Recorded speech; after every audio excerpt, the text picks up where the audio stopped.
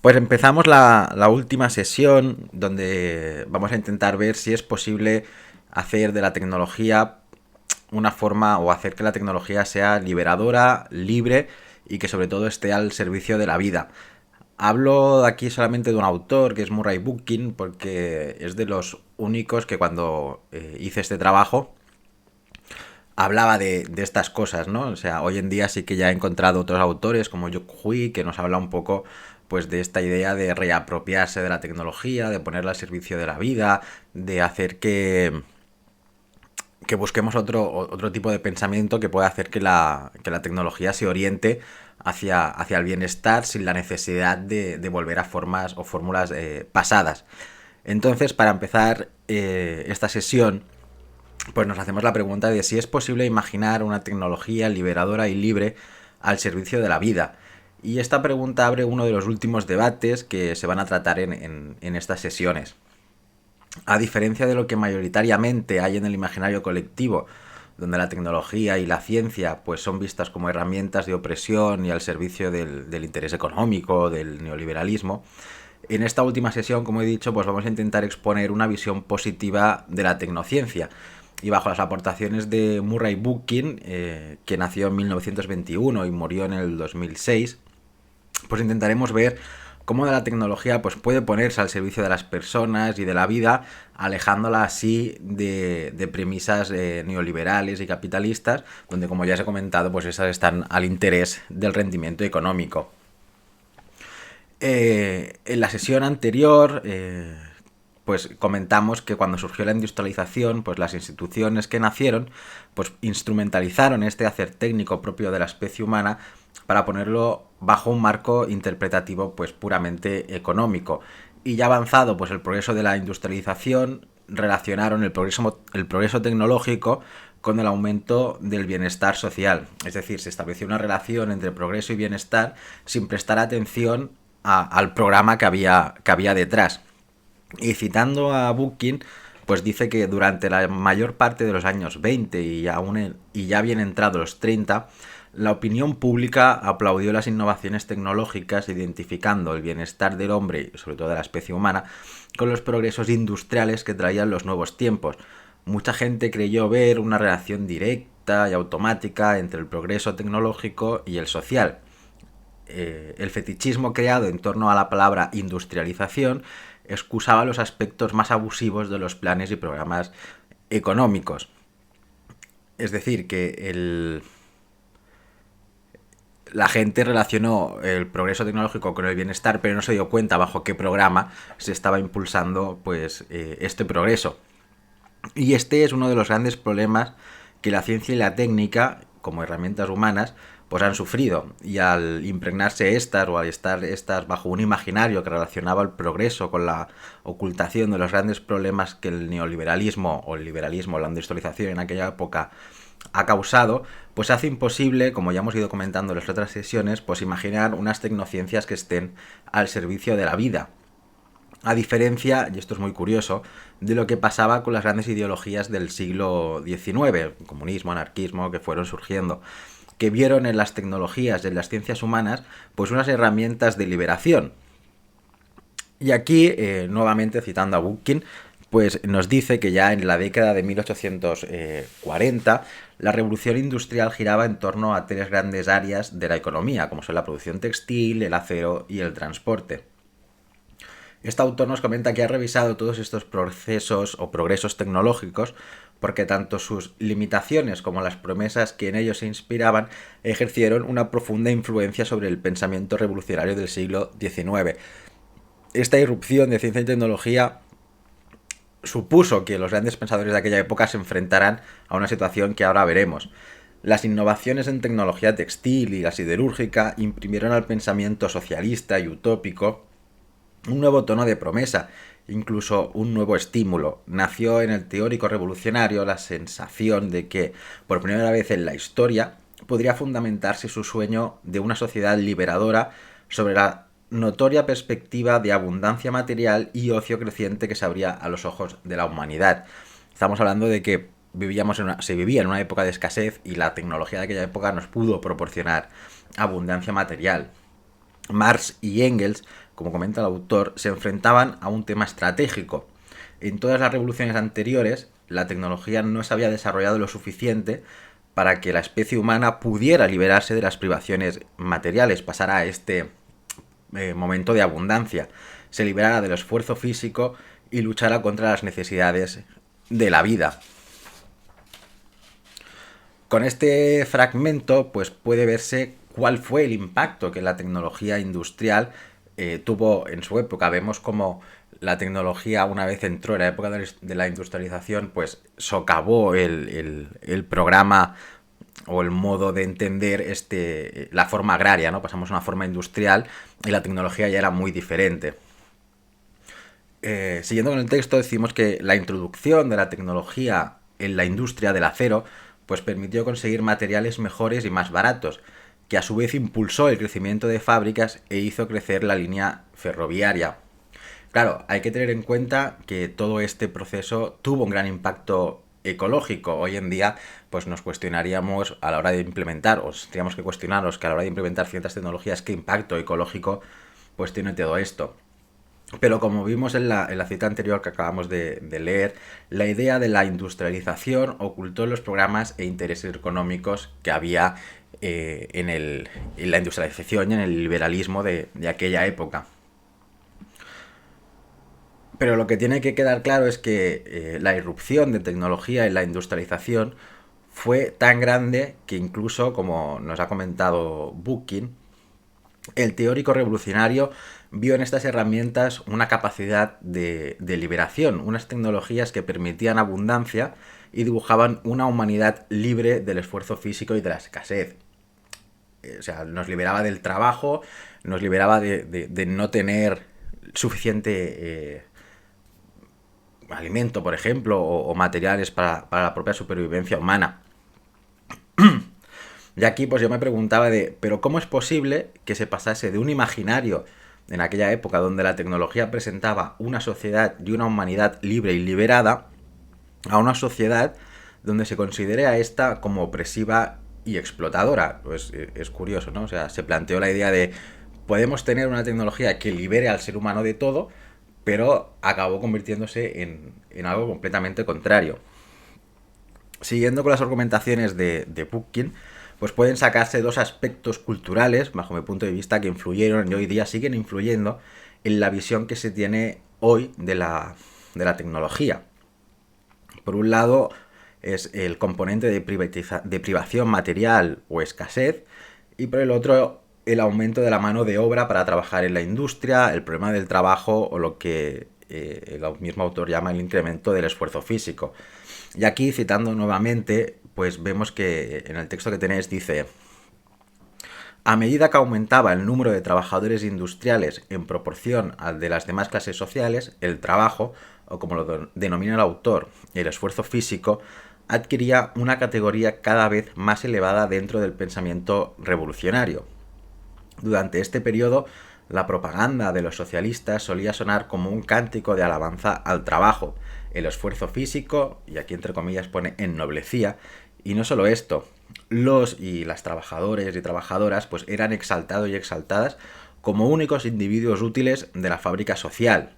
O sea, se puso en valor el esfuerzo físico del trabajo y al trabajador y trabajadora como eje de todo esto, ¿no? Se ennobleció su idea.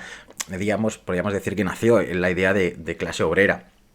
Y aquí es muy interesante ver, porque Bookchin dice que esta puritana ética laboral de izquierdas no menguó con el tiempo. En realidad cobró cierto tono perentorio en los años 30.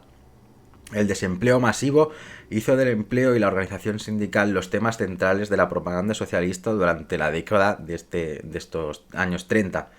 En lugar, y esto es una crítica que el mismo autor hace, en lugar de basar su mensaje en la emancipación del hombre y la mujer con respecto al trabajo, los socialistas tendían a pintar el socialismo como una zumbante colmena de actividad industrial, con la idea de trabajo para todos. En vez de hablar de trabajo para nadie y liberar a la especie humana, al hombre y a la mujer del trabajo, se pusieron a defender la idea de que no, que todo el mundo tenía que tener trabajo.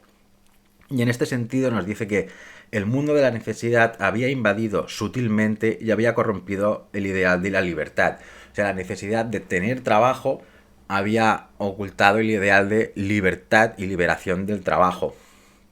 Vemos una vez más cómo los cambios en las formas de supervivencia humana, esta vez basadas en las tecnologías industriales, pues configuraban este ethos propio de la sociedad. Como bien remarca este autor, los sueños de libertad, abundancia material y emancipación del esfuerzo físico, que al principio estas tecnologías pues, podían plantear, se convirtieron en una defensa del trabajo y en una lucha contra el desempleo masivo. Esto es lo que Bookchin denomina la ética o la puritana ética laboral de izquierdas, que es un concepto que cuando lo leí por primera vez fue como, ostras, pues es verdad, ¿no? Como hoy en día pues seguimos anclados en todo esto. Y entonces, pues esta puritana ética laboral de izquierdas forjó un trasfondo de entendimiento, es decir, una forma de ver el mundo y de entender el mundo y la tecnología y todo moderno en relación al trabajo y a la tecnología industrial. Y para mí, esta forma de entender la relación entre la especie humana, el trabajo y la tecnología se está transportando hoy a las ciberculturas. La cibercultura básicamente es otra forma de intentar denominar a las sociedades de conocimiento, pero las ciberculturas están basadas en dos grandes pilares que son las biotecnologías y la inteligencia artificial y los ordenadores, los robots, o lo que el autor que hace este concepto, que es Escobar, latinoamericano, me parece que es de Colombia, ahora no lo recuerdo, llama información computarizada. Y entonces en estas sociedades de conocimiento o en estas ciberculturas, las reticencias sociales y el miedo a la implementación de la tecnología en el ámbito laboral está reconstruyendo pues, la dialéctica entre esta puritana ética laboral de izquierdas y los nuevos trasfondos de entendimiento o proyectos axiológicos colectivos necesarios para las sociedades de conocimiento o las ciberculturas. En estos nuevos modelos culturales, donde la información computarizada y las biotecnologías, es decir, los pilares de las ciberculturas, pero sobre todo de las primeras, la inteligencia artificial, la robótica, la automatización, pues son capaces de volver a dibujar una sociedad libre y liberada de las necesidades y del esfuerzo físico, yo me pregunto, ¿se retomarán las viejas ideas de esta puritana ética laboral de izquierdas? ¿O se asumirá que se presentará otra vez una oportunidad para realizar un cambio consciente de proyecto axiológico colectivo, donde las ciencias y la tecnología se pueden orientar para la libertad, la solidaridad y la calidad de vida? Claro, vemos que estamos pasando de un sistema industrial a un sistema de sociedad del conocimiento, pero si no somos conscientes, como hemos intentado mostrar, de que podemos y debemos construir nuestros propios proyectos axiológicos colectivos y estos siguen en manos del neoliberalismo o del capitalismo, que vemos que tiene una flexibilidad absoluta, o sea, se adapta muy bien a los cambios, si no somos conscientes de esto, seguiremos con las dialécticas clásicas de vamos a defender puestos de trabajo que, como veremos ahora, pueden ser pues bastante perjudiciales para la salud de la especie humana o del ser humano, o intentaremos abordar este nuevo cambio desde una nueva perspectiva. Pues son preguntas que se van abriendo, ¿no? Seguimos y junto a este planteamiento y alejándose de la puritana ética laboral de izquierdas, pues Bookchin enfatiza en la idea de la tecnología liberadora y nos dice lo siguiente. Claro, esto lo piensa en el 74, cuando todo lo que es la cibernética y todo esto empieza a surgir, ¿no? Pero bueno, lo que nos dice es: la cuestión real de nuestro tiempo no gira en torno a la oportunidad de esta nueva tecnología para suministrarnos los medios de vida de una sociedad sin esfuerzo físico, sino que debemos preguntarnos si dicha tecnología podrá ayudar a humanizar nuestra sociedad, si podrá contribuir a la creación de unas relaciones totalmente nuevas entre los hombres y las mujeres, entre la humanidad. Y aquí hace una crítica, ¿no? O sea, hoy vemos como hoy en día pues partidos políticos como Podemos defendían lo de la renta básica universal. Y Bookchin critica esto. Dice, la exigencia de un ingreso anual garantizado se apoya aún en la promesa cuantitativa de la tecnología, en la posibilidad de satisfacer las necesidades materiales sin esfuerzo físico. Para Bookchin, este enfoque cuantitativo se encuentra, ya rezagado tras una evolución tecnológica que plantea nuevas promesas cualitativas. Bookchin pasa de intentar imaginar unas tecnologías únicas y puramente cuantitativas, que él las considera liberales o capitalistas en ese sentido, a unas tecnologías cualitativas. Y en esta idea de cualitativo, pues el autor nos dice que las tecnologías pueden mostrar estilos de vida descentralizados, comunitarios, que él prefiere llamar ecologías de asociación humana o formas ecológicas de asociación humana. Mi pregunta, y aquí lo dice Bookchin, es bastante distinta al interrogante que normalmente se plantea de cara a la tecnología. Y las preguntas que él lanza son: ¿abre esta tecnología una nueva dimensión en la libertad humana, en la liberación de la humanidad? ¿Puede no solo liberar al hombre y a la humanidad de las privaciones y fatigas, sino también conducirlo a una comunidad libre, armónica y equilibrada? Lo que el mismo autor llama una ecocomunidad que sea favorable al desarrollo ilimitado de sus potencialidades. Y finalmente, ¿puede trasladar a la humanidad más allá del reino de la libertad hacia una existencia de vida y de deseo? Es interesante ver cómo al meter el eje de la tecnología en todo esto, se abren un montón de preguntas y considero que también es muy interesante ver cómo el mismo autor plantea la idea de pasar de tecnologías cuantitativas o desde una visión cuantitativa a una visión puramente cualitativa. Realmente Bookchin se aleja mucho de los trasfondos de entendimiento modernos y dibuja o plantea una sociedad mucho más cercana a lo que hoy en día es el modelo japonés de sociedad 5.0, que el modelo de sociedad 5.0, así a muy resumen, pues es la idea de poner ciencia y tecnología al servicio de la humanidad, de las personas, al bienestar de la vida y de todo el ecosistema.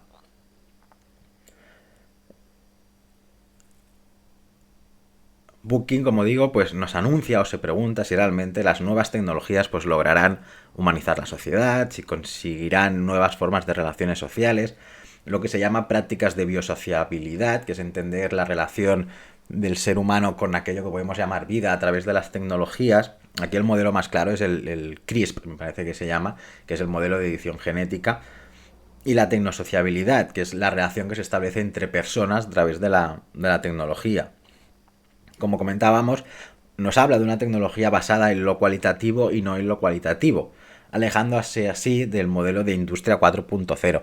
El modelo de industria 4.0 es el modelo alemán, americano, donde se habla también de fábrica inteligente, pero que básicamente es coger el Internet de las cosas y aplicárselo a todo, ¿no? Amazon sería el ejemplo más claro de este modelo de industria 4.0. Está completamente centrado en el producto, monitorizamos el producto para que su distribución y rendimiento pues sea mejor. Para mí, este autor lo que plantea básicamente son tres cuestiones, que son las que vamos a desarrollar ahora. La primera es cuál es el potencial liberador de la tecnología. El segundo es el uso ecológico de la tecnología. Y el tercero es la idea de una tecnología al servicio de la vida. Para mí, si no atendemos al potencial liberador y al uso ecológico de la tecnología, no podríamos hablar de una tecnología al servicio de la vida. Ahora empezaremos con los tres puntos y en el primero, en el trabajo, lo focalicé cuando hablé de la robotización y automatización de puestos de trabajo. Entonces explicaré esta primera idea un poco bajo este marco interpretativo de la robotización de los puestos de trabajo. Cosa que hoy en día lo preguntas y la gente sigue mostrándose muy distante a esta idea, sobre todo porque te dicen: ¿y qué haces con toda la gente que queda fuera del mercado laboral o que queda expulsada de sus puestos de trabajo? La gracia sería ver cómo pues el modelo gubernamental que haya pues reincorpora a esta gente dentro del mercado laboral o les ofrece una educación para que puedan adentrarse en el mundo de la sociedad del conocimiento, de ciencia y tecnología. Siguiendo con esta idea del potencial liberador de la tecnología a través de la automatización y robotización de puestos de trabajo, Murray Bookchin pues, se posiciona en favor de la robotización de puestos de trabajo como la minería o la limpieza del alcantarillado. y expresa lo siguiente de esta forma. Dice, sin embargo, hay un área de la economía en la que cualquier mejora técnica es bienvenida. Las tareas humanas más degradantes y embrutecedoras en la industria de la materia prima, particularmente en minas y canteras. Y él te lo argumenta diciendo que la minería y la cantera, desde la época de los romanos, por ejemplo, pues no ha cambiado mucho, ¿no? Sigue siendo de la misma forma. Personas dentro de una mina, cavando, extrayendo mineral y ya sabemos cuando hay algún problema lo que pasa, ¿no? En todas estas sitios, lo que pasa con las personas. Y más adelante, en relación a esta robotización o automatización de trabajos como la minería y la cantera, pues continúa diciendo que la abolición de la minería como esfera de actividad humana simbolizaría, a su manera, pues el triunfo de una tecnología liberadora. Él plantea que la tecnología pues puede liberar, como ya hemos ido comentando, a la especie humana de este tipo de trabajos, ¿no? También nos hablará de trabajos monótonos, trabajos repetitivos. Y lo curioso es ver que cuando dice ese trabajo en comparación con lo que dicen documentos europeos y cosas así, es que todo el mundo en el fondo busca esto, ¿no? Acabar con trabajos monótonos, repetitivos, tediosos, aburridos a través de este tipo de cosas. Entonces este autor pues también focaliza en la calidad de vida de las personas, este tipo de trabajo. Y aquí se nos presenta pues una pregunta y un concepto que pueden jugar un papel muy importante en pro de la aceptación de la robotización de diferentes puestos de trabajo por parte sobre todo de sectores antitecnológicos, o sectores de izquierdas que siguen anclados en esta puritana ética laboral de izquierdas. Y la pregunta es, ¿qué sectores económicos en una sociedad del conocimiento, una cibercultura, pues son necesarios robotizar o automatizar mediante las inteligencias artificiales? Y sobre todo presentar a través de esta pregunta pues a la tecnología como una herramienta liberadora. Y aquí pues nos volvemos a presentar o volvemos a entender cómo existe esta dialéctica donde actualmente pues el discurso neoliberal no presenta la robotización o automatización como una tecnología liberadora. Habla, eso sí, pues de la urgencia de la robotización y de las ventajas y beneficios económicos que este acto de robotizar puestos de trabajo pues puede tener.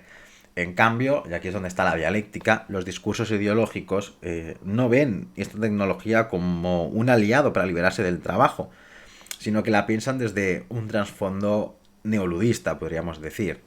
Aquí en Europa, sobre todo, durante la industrialización ya surgió el movimiento ludista de las máquinas nos van a quitar puestos de trabajo, pues para mí, pues sobre todo las izquierdas siguen muy ancladas en esta idea. Aquí se establece una clara diferencia entre las ideas de Industria 4.0, donde sí, vamos a robotizar y automatizar todo, no hay ningún problema, y el de la sociedad 5.0. Industria 4.0 aplica las lógicas propias de la industrialización a las nuevas condiciones culturales. De la misma forma, dentro de estos modelos, pues las resistencias ideológicas de izquierdas plasman su lucha dentro de las lógicas clásicas de la defensa del trabajo. En cambio, en el modelo de sociedad 5.0, pues en un principio, porque todavía es teórico, todo esto sería diferente, ya que esta idea de este nuevo modelo de sociedad, pues pondría inteligencias artificiales y los robots al servicio y calidad de la vida. Y esto, pues desde los nuevos trasfondos de entendimiento de la cibercultura o desde los nuevos proyectos axiológicos colectivos de sociedad del conocimiento, pues no supondría ningún problema si sobre todo conseguimos de redefinir la idea de trabajo industrial o construir una nueva idea del mismo. O sea, hoy tenemos muy claro que una persona pues tiene que ir a trabajar para ganarse la vida.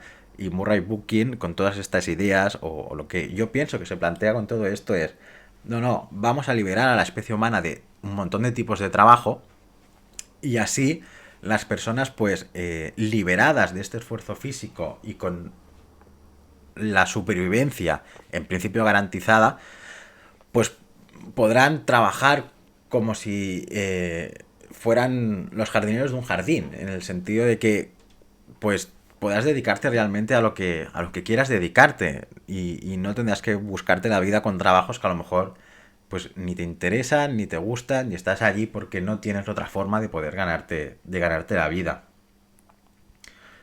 Pero centrándonos un poco más en el cambio de visión sobre la tecnología que este autor nos está planteando, y siguiendo la idea de otro anarquista que ya citamos, que es Enrico Malatesta, quien comenta que la tecnología y la ciencia es igual para todo el mundo y sirven indiferente para el bien y para el mal, para la liberación y para la opresión, se entiende, y aquí es como la gran lucha que se está abriendo hoy en día, se entiende la necesidad de generar discursos protecnológicos que hablen de una tecnología positiva y liberadora y no muestren a esta como una aliada del capitalismo y al servicio de este. Es interesante atender a todo esto porque hoy en día digamos que sí que están surgiendo diferentes modelos para todo esto, ¿no? Como es la sociedad de la industria 4.0, el capitalismo verde, el tecnocapitalismo, el aceleracionismo, la sociedad 5.0, algunos modelos ecológicos o tecnoecológicos, etcétera. Y sobre todo ver pues la tecnodiversidad de Yuk-Hui, como la plantea él, como ya os he comentado antes, o un montón de modelos que están surgiendo. Y sobre todo aquí quiero citaros un libro que se llama Contra la distopía, de Francisco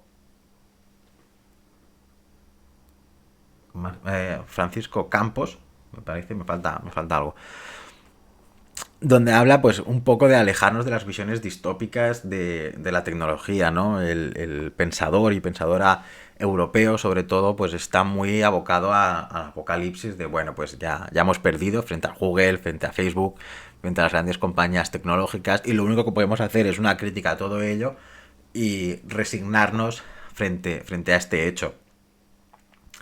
Pero aceptando esta idea, de que se tienen que generar discursos protecnológicos, habría, como digo, pues que generar todo este tipo de discursos que presenten a la ciencia y a la tecnología pues de la siguiente manera. Pensemos que Buckley lo está pensando en el año 74 y a lo mejor con las tecnologías de hoy en día pues haría otro tipo de discurso, ¿no? Este autor, como digo, nos comenta que la máquina puede eliminar el esfuerzo físico inherente a la extracción, fundición, el transporte y el fraccionamiento de las materias primas, dejando al individuo los pasos finales de carácter artístico o artesanal. En una comunidad liberada de este trabajo físico, de este trabajo como esclavitud o de esta idea de trabajo industrial, la combinación de las máquinas industriales y los útiles del artesano podrían alcanzar un grado de sofisticación e interdependencia creativa sin paralelos en ningún periodo de la historia. Esto se ve muy claro cuando estudié o vi un poco cómo la moda hoy en día pues está intentando pues diseñarlo todo con patrones, biotejidos, máquinas de impresión 3D, etcétera, pero el último toque o el diseño creativo lo tiene la persona que lo está diseñando. Tiene un montón de tecnología que le permite hacerlo todo mucho más rápido, pero a su vez la creatividad en última instancia depende de la persona y puede hacer cosas que antes pues no podríamos imaginar. En este sentido, yo me pregunto si podríamos imaginar lo que supondría para la sociedad, imaginario colectivo, generar un discurso semejante. ¿Podría la humanidad demandar al mundo tecnológico y empresarial la robotización o automatización de sus sectores económicos para no depender más de un modelo de trabajo basado en los principios económicos del liberalismo o del neoliberalismo? ¿Supondría esto el fin de la mano de obra tal y cual la conocemos hoy en día? Como ya os he comentado, vemos que son muchas las preguntas y debates que se abren y que a la vez trastocan o alteran pues esta forma de entender moderna la sociedad, sobre todo al introducir o plantear la tecnología de la robotización y automatización de una forma positiva y liberadora. Si la planteamos desde un modelo única y exclusivamente neoliberal, pues no nos haremos estas preguntas porque todo, como vemos, seguirá en esta dialéctica de la puritana ética laboral de izquierdas. Y en este sentido, pues la supresión de determinados puestos de trabajo mediante la robotización sería para mí un hacer humano que orientaría, como ya hemos intentado postular, a la tecnología de forma positiva y sobre todo alejada de este paradigma liberal o neoliberal. Y partiendo de esta base se nos presenta así una solución a una forma de tomar decisiones sobre la robotización de algunos trabajos, robotizar sectores económicos que supongan un riesgo para la salud de las personas y aquellos que sean repetitivos, monótonos y tediosos. Obviamente, en una sociedad del conocimiento hacia el bienestar de la vida, orientada hacia el bienestar de la vida, como os he comentado, pues sería ver qué pasa con todas las personas que quedan fuera del mercado laboral o en el paro, ¿no? Cómo estas sociedades pues deben integrar a todas estas personas que queden desplazadas. Esta sería la primera idea, ¿no? De cómo ver la tecnología de una forma liberadora. Ahora pasaremos a un segundo aspecto, que es el uso ecológico de la tecnología. Muchas de las argumentaciones que están presentes en los planteamientos ecologistas de hoy en día, sobre todo, y muchos modelos ecofeministas, por ejemplo, es que los problemas ecológicos no pueden solventarse con ciencia y con tecnología. Bookkin, con lo dicho con anterioridad, pues deja entrever que existe una posibilidad o una tercera vía para presentar un uso ecológico de la ciencia y de la tecnología. Cuestión que bajo el modelo de sociedad 5.0, de lo cual llama sostenibilidad, también defiende, ¿no? O sea, sociedad 5.0 habla de que las tecnologías pues tienen que ser ecológicas, sostenibles y que se tiene que tener presente el impacto que estas pueden producir en el medio. Yuk Hui, como os comentaba, también habla de que ya no puede existir este dualismo entre tecnología y naturaleza, porque la tecnología está tan integrada a la naturaleza que ya forman un todo. Entonces, y pone el ejemplo de una presa, ¿no? Que la presa ya está tan integrada en el río o en la naturaleza que forman, podríamos decir, un propio ecosistema, ¿no? Tiene un concepto que ahora no me acuerdo cómo se llama. Si lo encuentro ya os lo pondré. Pero bueno, que habla un poco de esta idea, ¿no? De que no se puede ya diferenciar tecnología y naturaleza, que todo es lo mismo. Seguimos y dice que Bookkin, como anarquista, pues va a poner el centro de atención propio en el ser humano y planteará pues modelos más acordes a las ideas libertarias como la descentralización y pequeñas ciudades.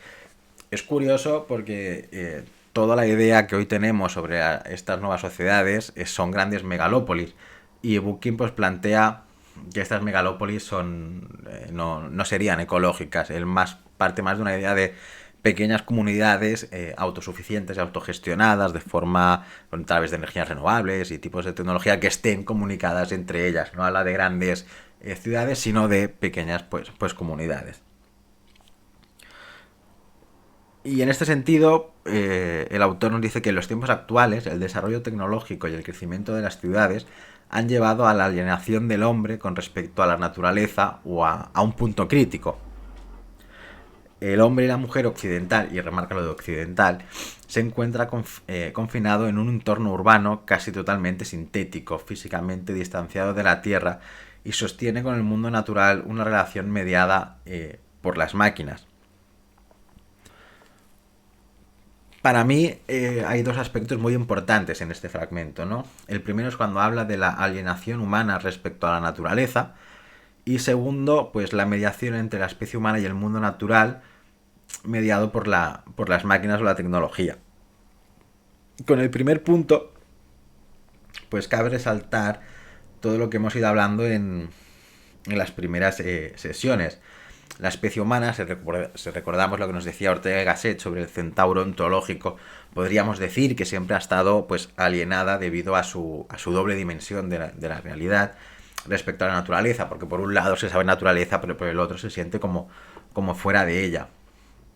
Pero podríamos decir que su relación axiológica con el entorno pues era diferente.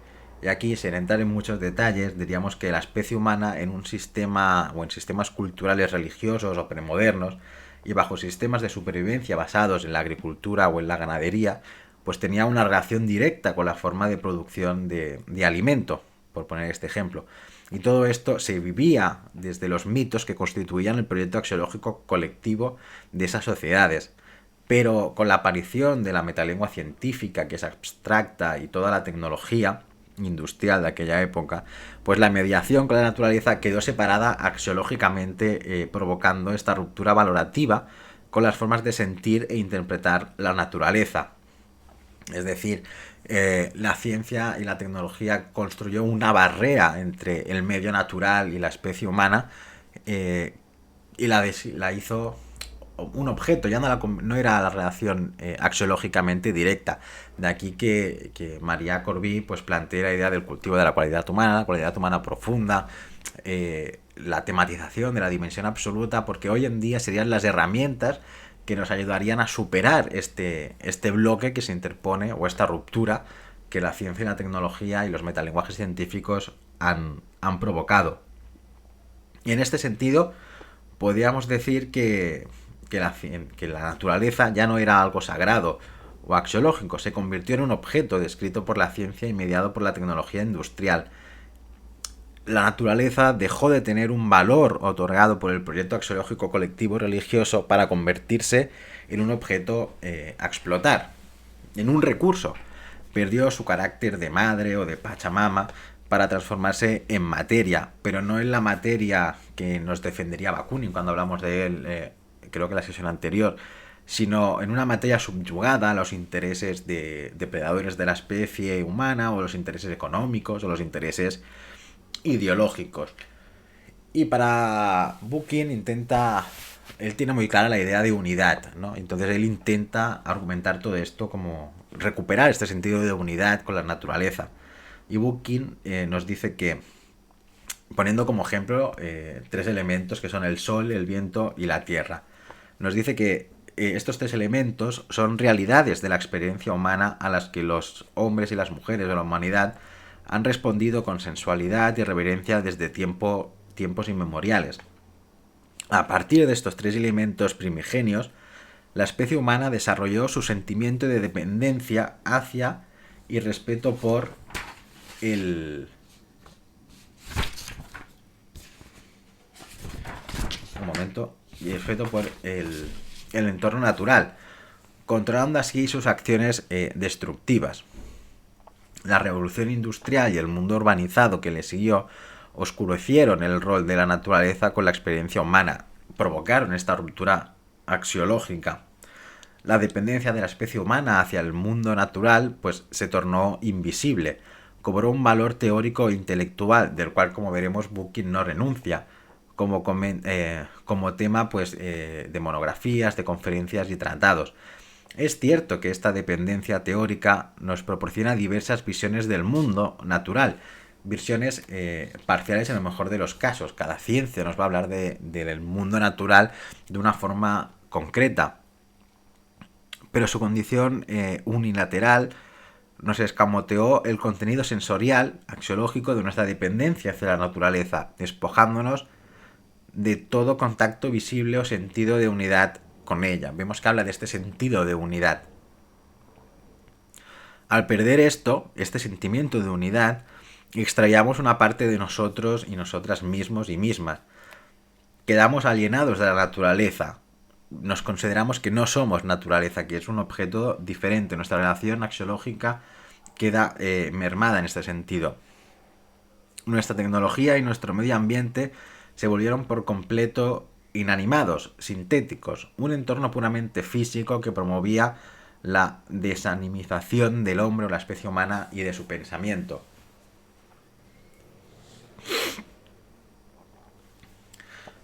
Para mí, como os he estado comentando, aquí se habla de una ruptura axiológica.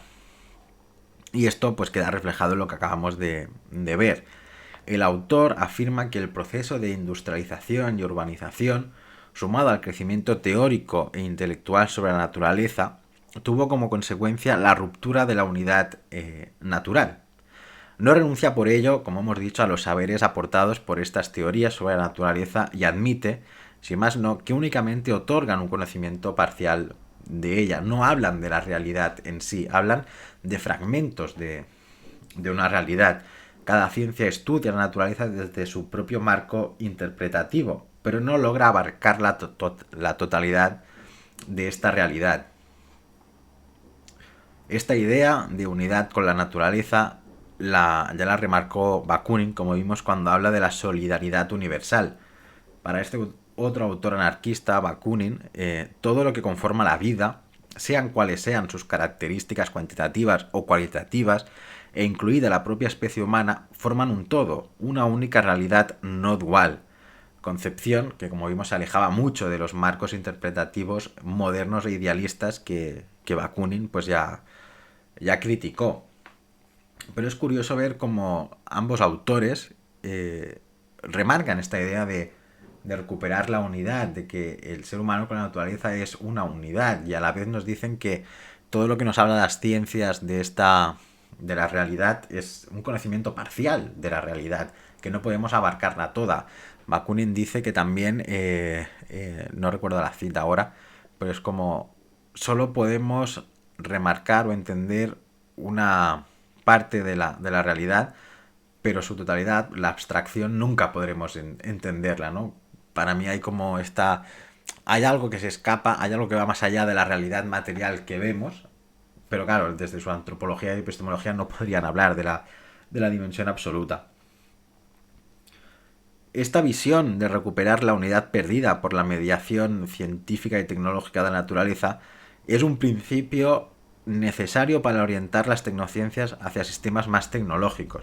Y aquí os voy a hablar de John Hui. Él intenta construir una técnica o una tecnología o una visión de la técnica desde el Tao, ¿no? Desde lo que no se puede formular, diciendo que así rompe pues con un poco esta idea del pensamiento europeo, de la objetivación, y que todo el mundo, incluido no solo Europa, sino Latinoamérica, Asia, Estados Unidos, etcétera, tienen que intentar desarrollar una filosofía post-europea que vaya más allá de este dualismo, para intentar englobar al ser humano en una unidad que genere unas tecnologías al servicio de la vida y del medio.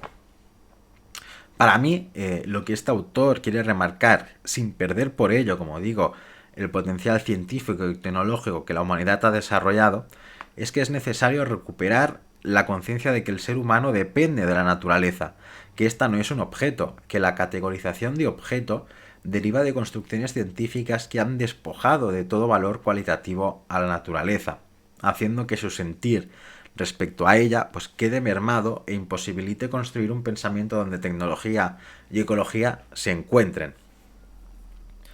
Y aquí, recuperando el sol, el viento y la tierra, como nos comenta, como hemos visto antes, pues Bucking nos dice que para él, si el sol, el viento y la tierra, lo que él llama el mundo de la vida, claro, Bakunin también habla de vida, pero claro, para mí cuando hablan de vida hablan de la dimensión absoluta, o intentan aproximarse a la dimensión absoluta. Se reincorporan a la tecnología, a los medios de supervivencia humana, los lazos que unen a la especie humana con la naturaleza experimentarían un cambio revolucionario. ¿Por qué? Porque volveríamos a recuperar esa unidad perdida. La renovación cobraría un valor auténticamente ecológico, porque Bucking critica el medioambientalismo en el sentido de que el medioambientalismo sigue viendo a la naturaleza como un objeto, por eso él habla completamente de ecología. Lo que decíamos, ¿no? Si la renovación de incorporar el sol, el viento y la tierra al mundo de la vida, a la tecnología, cobraría un valor auténticamente ecológico si al restaurar esta dependencia promoviéramos el sentido de unicidad. Si hiciéramos esto, emergería así un sistema ecológico real, un delicado cañamazo de recursos locales a favor del estudio continuo y la modificación de la estética, un equilibrio natural y estable, unidad orgánica de elementos sociales, tecnológicos y naturales.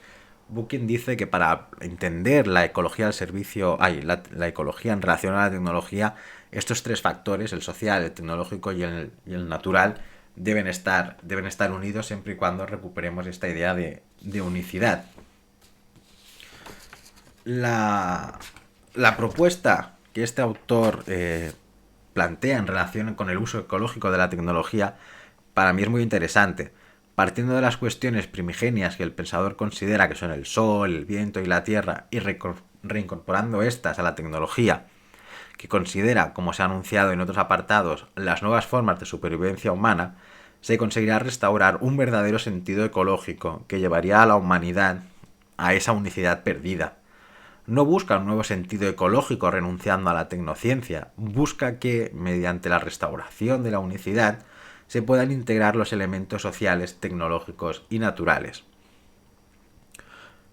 Cabe destacar de este fragmento la idea del estudio continuo y la modificación de la estética, recuperando otro tipo de razonamientos que hemos visto antes, donde se defendía la idea del cambio que la posmodernidad constituye.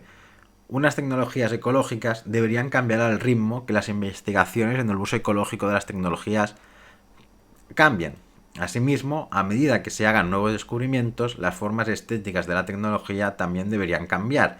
Nuevos materiales, nuevas formas de imaginar estas tecnologías y nuevas maneras de reintegrarlas con la ecología. Aquí lo que yo más claro he visto también es, por ejemplo, la moda, que intenta aprovechar la leche de los supermercados que se ha puesto mala, ha caducado o ya no, o se va a desechar, para intentar extraer fibras proteicas directamente. Buscan nuevas formas de buscar materiales ecológicos o sostenibles con el menor impacto posible, reutilizando y reaprovechando todo. Entonces aquí hay una creatividad detrás, hay un estudio continuo sobre diferentes materiales de los cuales extraer nuevas fibras, por ejemplo, y a medida que se vaya investigando más todavía, pues a lo mejor descubren nuevas formas de hacer materiales, y en este sentido, pues las máquinas, la tecnología en sí, tendrá que cambiar en función de lo más ecológico que podamos imaginarlas. Por último, y finalizar esta tercera sesión, pues veremos la cuestión sobre la tecnología al servicio de la vida, que como os he comentado, si no tenemos presente la tecnología como liberadora o la reintegración de la ecología con la tecnología, no podríamos hablar de esto.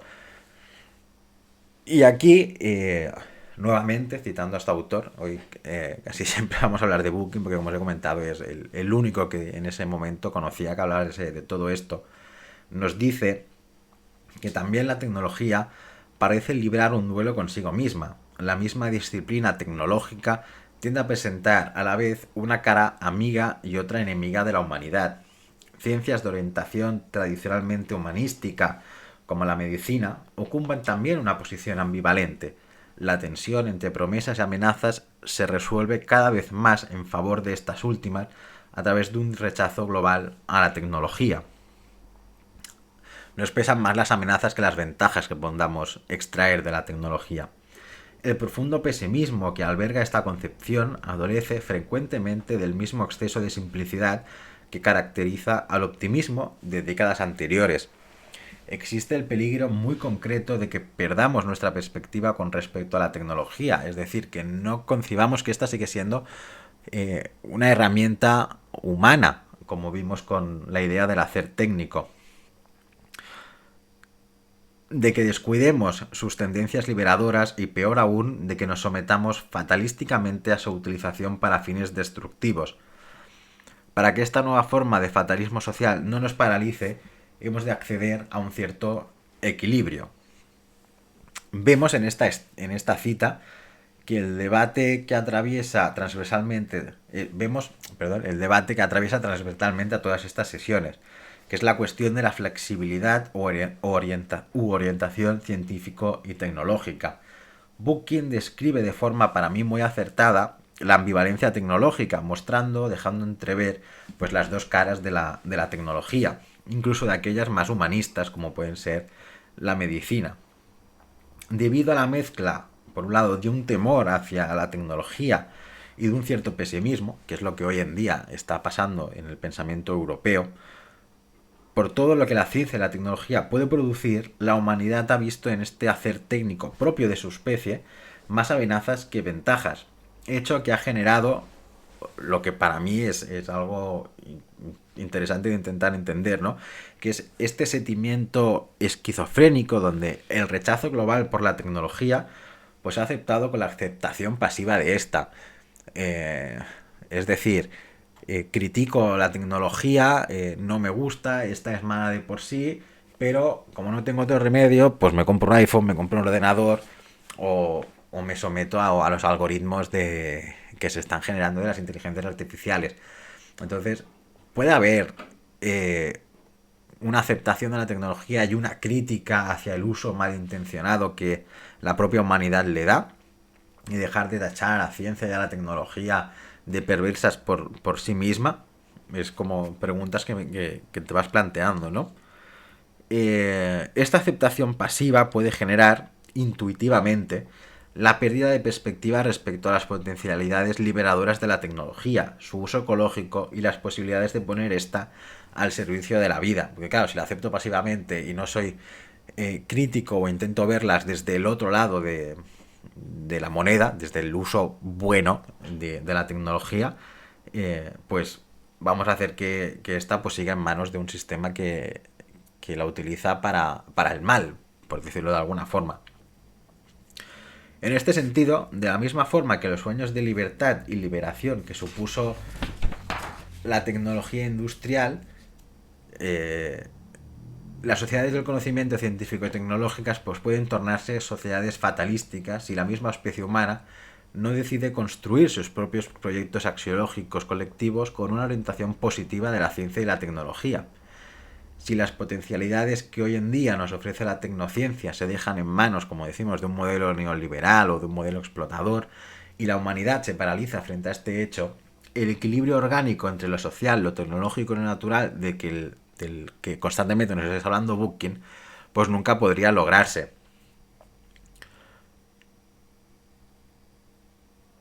Pero, ¿cómo liberarse de este fatalismo social y poner la tecnología al servicio de la vida?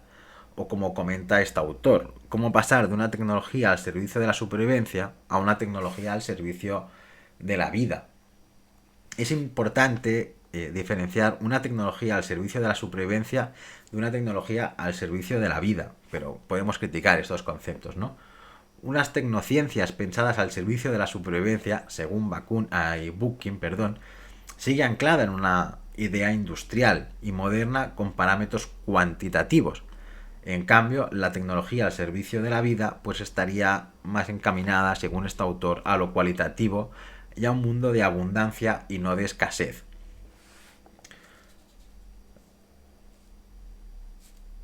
Lo que vemos es que Bookkin está planteando un cambio de concepción de la tecnología.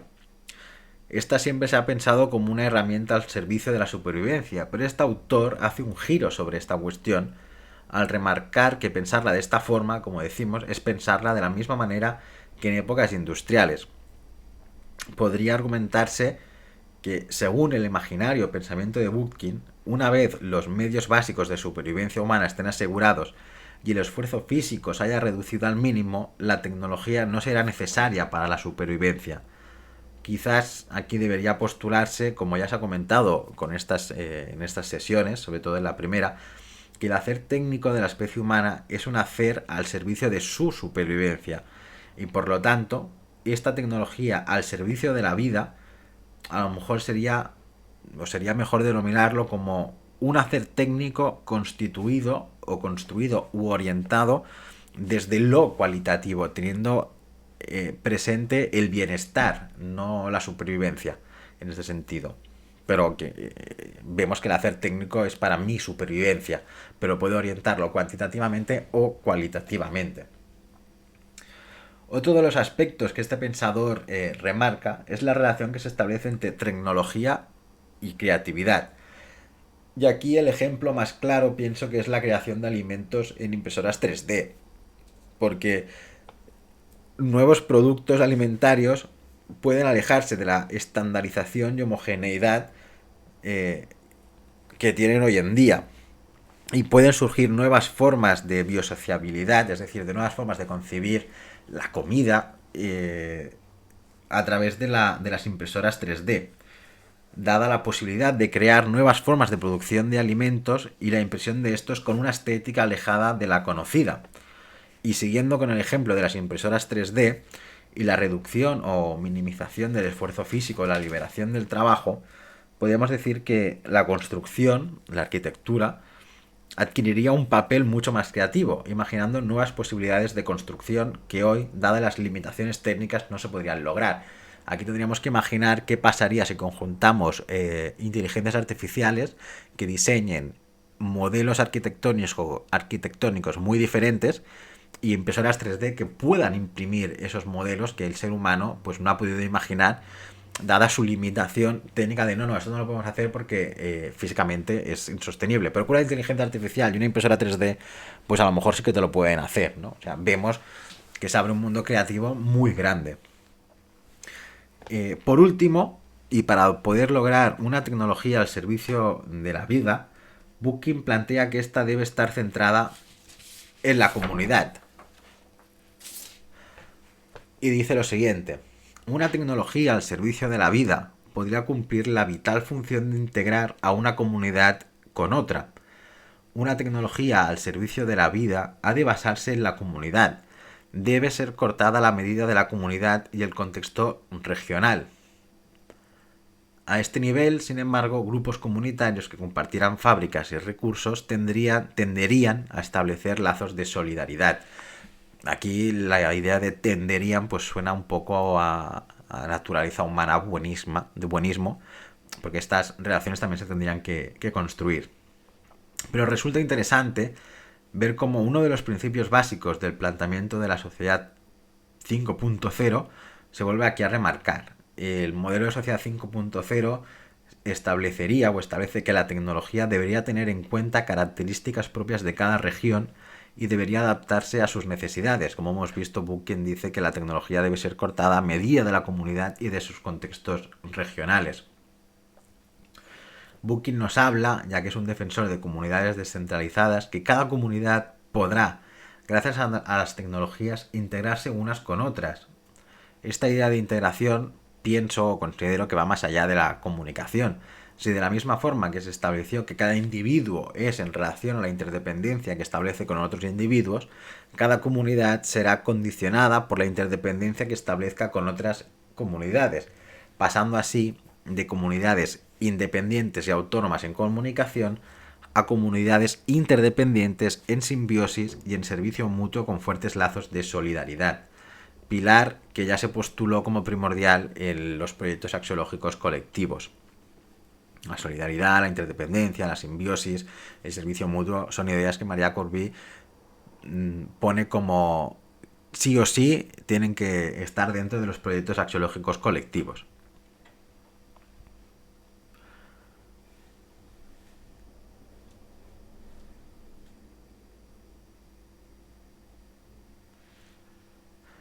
Eh, Hay otras ideas que no están expuestas en esta sesión, pero sí en el trabajo, que son como la libertad, la solidaridad y nuevas concepciones del individuo y el colectivo que yo pienso que son necesarias para reorientar los nuevos proyectos axiológicos colectivos y sobre todo también para orientar las tecnociencias en pro de la calidad de vida. Y en este sentido, Bookkin construye su sociedad y la visión de la tecnología en contraposición a la sociedad moderna. Corbí construye su idea de Pax a través de la contraposición de sistemas culturales. Y el ejemplo que pone Bookkin es un claro ejemplo de contraposición de sistemas para posibilitar un cambio cultural o el cambio hacia un nuevo proyecto axiológico colectivo. Bookkin nos dice que la sociedad moderna es increíblemente compleja, como lo puede ser la sociedad del conocimiento. Incluso más compleja o compleja incluso más allá de la comprensión humana, pero Bookkin nos recuerda que solo es compleja la sociedad moderna si aceptamos sus premisas, que son la apropiación, la producción por la producción misma, la competencia, la explotación, finanzas, centralización, coerción, burocracia y dominación del hombre por el hombre. Estos son los valores que regirían las sociedades modernas. Bookkin establece que las premisas de la sociedad moderna, que son las que acabamos de decir, son ese trasfondo de entendimiento moderno o proyecto axiológico colectivo neoliberal. Todas estas premisas, pienso que se están trasladando a las nuevas formas de entender la posmodernidad o que sería la base axiológica de las ciberculturas o de los proyectos axiológicos colectivos sociales del conocimiento, donde todo esto, la apropiación, la producción en masa, la competencia, etcétera, se está llevando a niveles extremadamente elevados. La gracia de la contraposición, que ayuda a construir un proyecto axiológico colectivo para unas ciberculturas en pro de la calidad de vida, o de proyectos o de sociedades del conocimiento, es que éstas pueden pasar, y aquí es donde se hace la contraposición de valores, de la apropiación a la solidaridad, de la producción en masa a la producción según las necesidades y requisitos de cada región, de la competencia a la colaboración, de la explotación al servicio mutuo, de la economía liberal a una economía colaborativa o a otros modelos económicos, de la centralización a la descentralización, de la coerción a la libertad, de la burocracia jerárquica a modelos más horizontales, desde la dominación a la ayuda mutua y, cogiendo las ideas de Bookchin, del medioambientalismo al ecoanarquismo. Lo que se está señalando aquí es la importancia de realizar un cambio cultural a gran escala y siendo, sobre todo, por primera vez en la historia, conscientes de ello, sabiendo que la construcción de un nuevo proyecto axiológico colectivo implica definir todo aquello que se va a construir. Los nuevos modelos culturales basados en ciencia y tecnología no pueden seguir bajo unas premisas como las anunciadas con anterioridad, ni con unas tecnociencias que no tengan en cuenta el bienestar de la vida en su totalidad. Y aquí una última pregunta. ¿Puede la humanidad construir un nuevo sistema cultural o proyecto axiológico colectivo, solidario, colaborativo, en servicio mutuo, descentralizado, en libertad, con sistemas horizontales, basado en una producción según las necesidades y en ayuda mutua, todo ello sin renunciar al potencial liberador que las ciencias y las tecnologías actuales pueden ofrecer? Pienso que este es el gran reto que se le presenta a la humanidad y que únicamente depende de ella ser consciente de este hecho. La supervivencia, no solo de la especie humana, sino de todo el ecosistema, pende de la decisión que decida tomar la especie humana. Seguir en un fatalismo social causado por el temor y las amenazas de la tecnociencia, o asumir que éstas pueden reorientarse hacia la liberación, integrarlas con la ecología y, en definitiva, ponerlas al servicio de la vida. Y hasta aquí, pues, esta tercera sesión y ya, pues, última.